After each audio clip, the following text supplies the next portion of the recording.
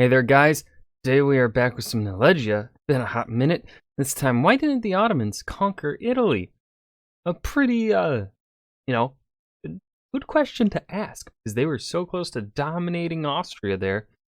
They didn't. And I would say that they probably had the means to.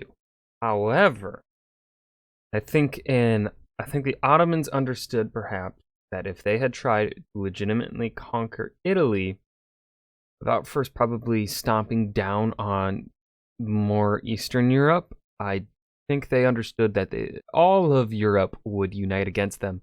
Because obviously, landing on Italy, you're threatening the Pope.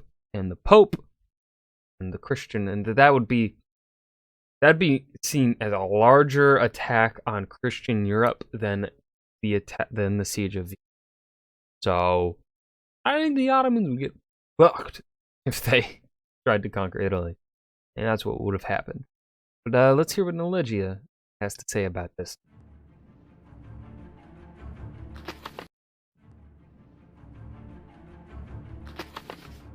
The Ottoman Empire lasted for over 6 centuries and spread across parts of North Africa, the Middle East, and Europe. Still, even with the might of this powerful kingdom that managed to orchestrate the fall of Constantinople, they were never able to seize the second center point of Christianity in Europe, Rome. On the list of factors that played a role in why the Ottomans were never able to gain control of the Italian peninsula, one of the most obvious was geography. Between Turkey and Italy stood 2 paths, one over land, or the other through the sea. The Adriatic Sea served as an innate obstacle between the Ottomans and Rome, making the land path a quicker and potentially easier route. But there were issues in that direction as well.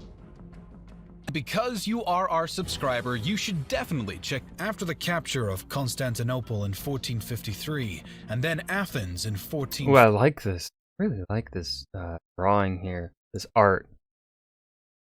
I like it. I like that style there. 58. The Ottomans could have potentially had an easy shot across Europe land over to Italy, if not for an unignorable threat from Albania. Gheorghe Castriati, known by the name of Skanderbeg, was an Albanian military commander with a passion for opposing the Ottoman Empire. Skanderbeg had previously bested the troops of Murad II, father of Mehmed the Conqueror, and served as a direct blockage for any plans by the latter to reach Italy by land. As a result, Sultan Mehmed and his empire missed their prime opportunity to seize power in the peninsula.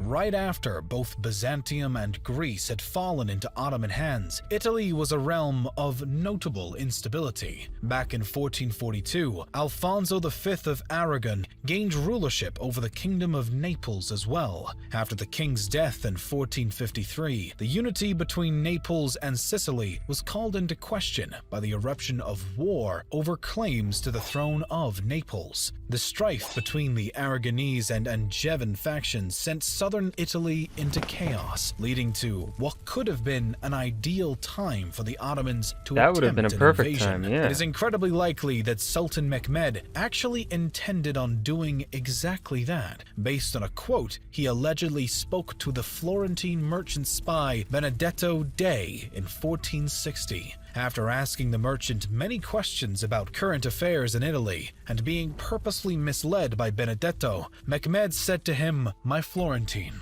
I have heard all you have said, and I believe it fully, but I answer you and say that Italy could no longer perform the great deeds it performed in the past, because in those days when it did wonders, the reason was the power of the Romans, who were then sole masters of Italy.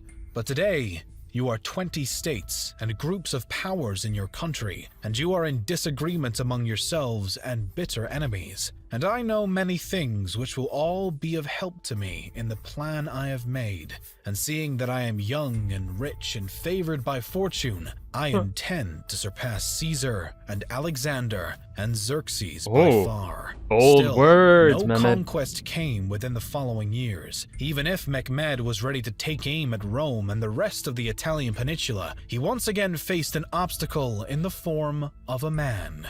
This time, it was Vlad III, Dracula of Wallachia, who would throw a wrench in the Sultan's plans. Vlad Dracula, similar to Skanderbeg, had spent some time as an Ottoman hostage when he was a child, and had since become an enemy of the Empire. This entire botched debacle forced the Ottomans to shift their focus off any prior plans in order to deal with Vlad the Impaler, and then with Stefan the Great of Moldavia. Skirmishes in the north and bad diplomatic relations with Hungary, Wallachia, and Moldavia shifted the focus. The Turks wanted peace in those regions to focus again on their expansion, finally clearing Mehmed's schedule a little more so that he could once again look towards Italy. In 1464, the First Ottoman-Venetian War began after growing pressure from the Pope for the Europe nations to come together and unleash a new crusade. This conflict, as well as the Varna Crusade and the other battles and skirmishes across the Balkans, weakened the Ottoman military capabilities and postponed future campaigns in the West. Although this war was not an official bid by the Ottomans to make a run at seizing Italy, it did mark a rather significant development in the level of opportunity to do so. Skanderbeg, who readily fought against the encroaching empire once again, fell ill with malaria and died during the span of the warfare. Without Skanderbeg, the Albanians were no longer such a solid obstacle in Mehmed's path to Italy, and the Sultan seemed to recognize the situation. In the summer of 1480, after the Treaty of Constantinople wrapped up the Ottoman-Venetian War the year prior, Mehmed launched an invasion into Italy through the city of Otranto. He did launch an invasion. Sending a force of 128 ships with the goal of capturing the port city and creating a foothold position in the peninsula, the Ottomans landed near Otranto on July 28, 1480. After a 2-week-long siege, the walls of the city were finally ruptured, and the Ottoman troops entered Otranto, destroying homes and besieging the citadel, and in total, killing roughly 12,000 citizens and enslaving another 5,000. Oh, damn. This initial success seemed to be a good sign for Mehmed's Italian ambitions, and from that secured port, a large campaign through Italy was about to begin. But the triumph was short-lived. First, Jadik Ahmed Pasha, the Sultan's commander, had to pause his further advances in the fall due to a shortage of supplies, and returned to Albania with a large portion of his forces. Not being immediately connected through land with the shores of the empire, the Italian peninsula was pretty hard to be conquered. Only about 800 infantrymen and 500 cavalries were left in Otranto until Ahmed Pasha would be able to return. Multiple attempts were made by the surrounding kingdoms of Sicily and Naples to recapture the city, but their efforts were in vain for some time. It was not until the death of Sultan Mehmed II in May of 1481 that the tide began to change. As the Ottoman Empire faced issues concerning the Sultan's successor, they failed to send Ahmed Pasha and his reinforcements back to Otranto, eventually leading to negotiations with the opposition and ultimately surrender by the Ottomans. They finally parted from the Italian peninsula in September of 1481. After the recapture of Otranto by the Christians, the Ottomans did make several more bids at gaining an upper hand in Italy, but none brought about fortunate results, and the Ottomans changed their focus to Hungary, Persia, Levant, and Egypt, being more and more powerful on the eastern side of the Mediterranean basin. On the contrary, on January 26, 1699, the Ottomans signed the Treaty of Karlovitz, finally concluding the strife between the empire and their Holy League adversaries of Austria, Russia, Poland, and Venice for the time being. This treaty not only put a halt on Ottoman hostility toward the Italian peninsula, but it also forced the Ottomans to give up some of their territories, including the entire Principality of Transylvania.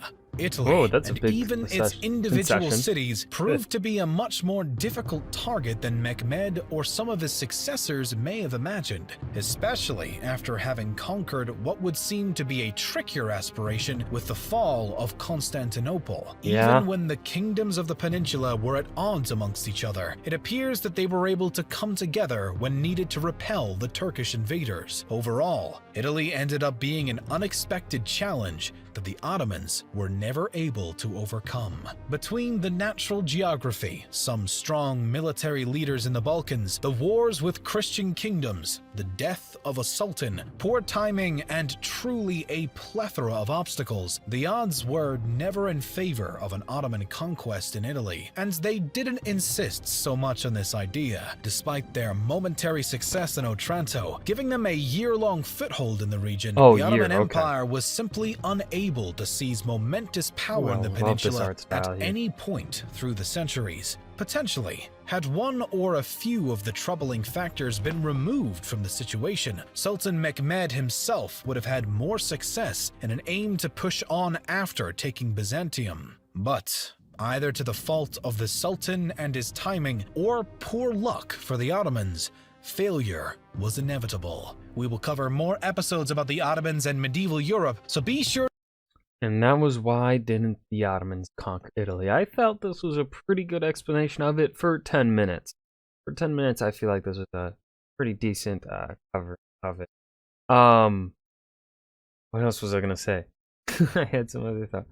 I love their animation style. You know, I love Knowledgia. I love them. Oh gosh. What? I had more thoughts to say, and now I'm just completely blanking on them. Damn. I can't think of it. Yeah. I hope you guys enjoyed. Remember to hit that like button and subscribe for more. And I will see you guys in the next video. Peace.